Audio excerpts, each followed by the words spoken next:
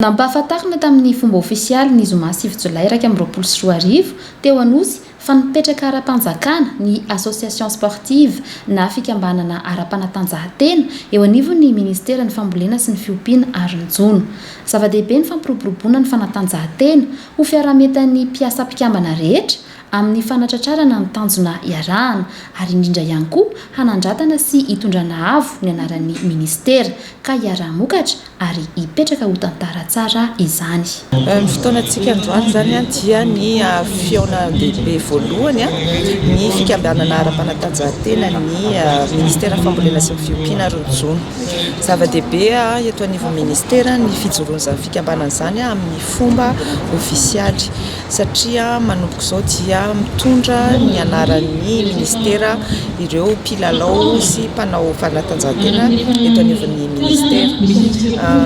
Fantatra hatramin'izay fa misy ireo mpilalao na basket na foot na pétanque na danse sportive izay mitondra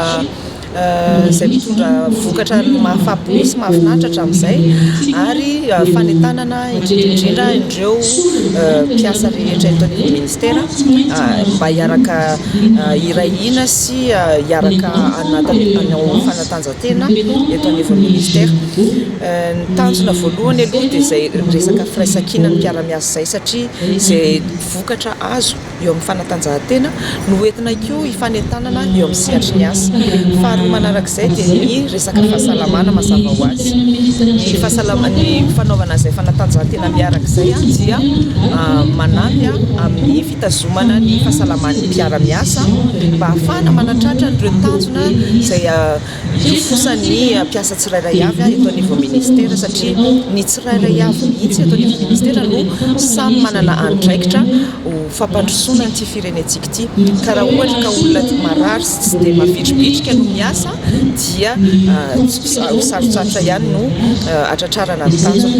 Ka amin'izao fotoana izao dia mitsangana amin'ny fomba ofisialy izany izay fikambanana izay dia nirariana mba hitondra avo ny anaran'ity ministera fambolena sy ny fiompiana Aronjono ity. Arak'izany dia misy ny rafitra mazava hitondrana ny fomba fiasa sy ny satam-fe eo anivon'ny fikambanana ka nandritra ity fiaonan-dehibe voalohany ity no nanolorana ireo mpiraa-mpitantana vaovao izay asa mandritry ny 2 taona. Nisy ihany koa ny fanolorana fitaovana ara-panatanjahantena ho an'ireo mpikatroka mpandray anjara.